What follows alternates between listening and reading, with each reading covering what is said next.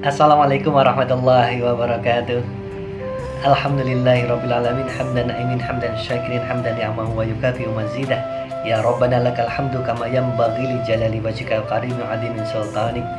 Alhamdulillahirrabbilalamin. Hari ini kita jumpa kembali dalam channel Couple Table bersama saya Bagus Ani Putra. Saya Monik Ani Putra. Nah, ini mau cerita nih. Kemarin papi itu dipinang orang, marah luar biasa. Mami ngerti sendiri kalau papi marah itu kayak apa. Nah, semuanya bisa tak habisin, Mam. Makanan semua tak habisin, makan sahur tak habisin. Akhirnya kita nggak punya makanan. Iya. Biar nggak mubadir dulu ya. Ya. Muantul. Iya. Sangat maklum manusiawi kalau kita punya rasa marah, kita punya rasa mangkel saat kita dilukai oleh orang. Gitu ya. Tapi kali ini kami punya sedikit cerita yang mungkin bisa kita jadikan alat untuk belajar, sarana untuk sama-sama kita belajar supaya kita nggak perlu marah lagi. Nah, cerita ini adalah tentang seorang anak kecil yang temperamental sekali, senangannya marah, kalau ngomong ngegas. Jadi kayak namanya siapa ya? Pelentong ya? Nah, pelentong. Ngegas, kalau ngomong ngegas, kalau dikasih tahu ibunya bantah dan sebagainya. Pokoknya dia emosional sekali. Suatu ketika dia dipanggil oleh ayahnya. Wahai anakku, duduklah di sini. Ayah punya permintaan pada dirimu. Setiap kali kamu marah, maka tolong tancapkan paku ini ke pagar pintu depan rumah kita. Kebetulan pagarnya dari kayu ya, Bapak ya.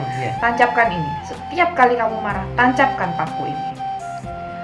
Dan pukullah pakai palu sekeras-kerasnya, sebesar nafsu kamu pada saat marah. Lalu itu dilakukan oleh sang anak. Dalam satu hari dia bisa marah sampai 3 kali. Jadi setiap kali marah dia bawa palu, dia paku di pagar depan rumahnya. Setelah 3 hari berlalu, ayahnya kembali memanggil si anak tadi. Wahai anakku, kembalilah duduk di sini. Pada saat ini kamu nggak lagi kepingin marah? Enggak, Pak. Ya sudah, sekarang ikut Bapak lihat pagar kita di depan rumah itu. Ketika dilihat, pagar itu sudah penuh dengan paku.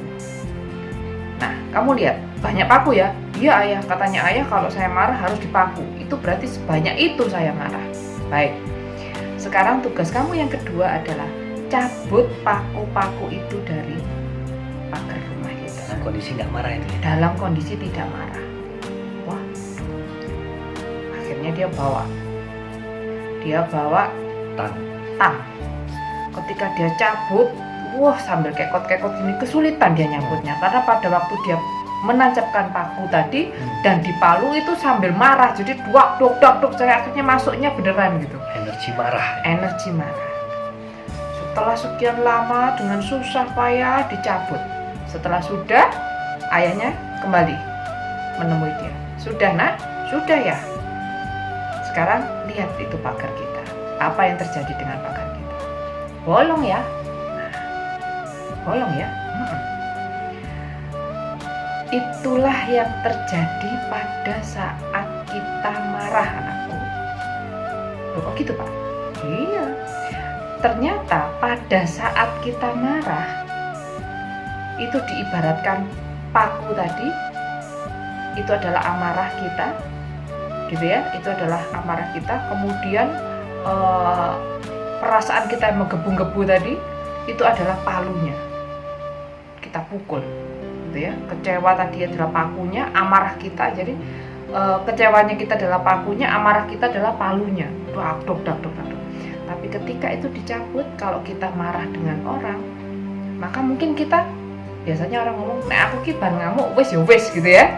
Mungkin kita yang sudah melupakan, bahkan kita lupa pernah marah dengan orang itu. Tapi bagaimana dengan orang tadi?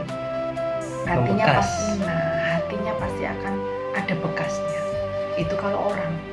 Ternyata pada diri kita sendiri pun demikian. Ketika kita marah, maka tubuh kita ini dipenuhi oleh energi-energi negatif yang bisa merusak diri kita sendiri, merusak hati, merusak tubuh kita. Kira-kira itu, Pak. Dua-duanya rusak ya? Dua-duanya ternyata rusak. Jadi rugi lo marah itu. Iya rugi tuh lur. Marah itu membuat semuanya menjadi berantakan. Kita rugi, orang yang kita marahi juga rugi, membekas dalam diri kita, membekas pada orang yang kita marahi. Ya, rugi terutama untuk diri kita dulu. Kita marah ya. Makanya Rasulullah SAW dalam hadisnya mengatakan la tahtub walakal jannah. La tahtub walakal jannah, dan janganlah kamu marah, maka surga akan engkau raih. Ojo gampang nesu dulur. Surga itu sudah menantimu ya. Satu wong sing gampang nesu gampang cepet tuwek ya. Nah, kalau lihat kita berdua kan jarang marah ya. Karena masih baby semua ini. Senyumin aja ya. Senyumin aja. Ya biar kita awet muda dulur ya, awet muda, awet umurnya. Yang kedua juga kalau orang marah itu cepat tua, dan yang kedua logikanya menjadi tumpul, nggak berpikir rasional. Ya. Seperti tali kekang kuda ya Pak? Nah, betul. Dan yang ketiga, yang lebih parah lagi, malaikat tidak akan mendoakan dan merahmati kita. Ya. Jadi tidak akan mendoakan kita dan Allah tidak akan merahmati kita. Jadi pernah dikisahkan dalam Sirah Nabawiyah, Rasulullah SAW sedang bercakap-cakap dengan Abu Bakar Siddiq. Ya, kemudian datanglah seorang badui. Nah ini badui ini ngamuk kepada Abu Bakar. Abu Bakar diam, diolok-olokkan, dimarahin sama badui, diam saja. Ya, Rasulullah tiba-tiba tersenyum saya memandang Abu Bakar Siddiq. Ya, sambil memandang Abu Bakar Siddiq tersenyum, terus sambil berkomat-kamit mendoakan sesuatu. Ya. Tapi kemudian si badui terus menyerang Abu Bakar, sehingga dulur ini Abu Bakar terpancing, ikut kemudian melampiaskan marahnya pada badui, dibalas si badui ini. Sama-sama api dapat api, membara dua-duanya. Pada saat itu Rasulullah tidak mengucapkan apapun, langsung meninggalkan mereka berdua. Disusul kemudian Abu Bakar langsung nyusul.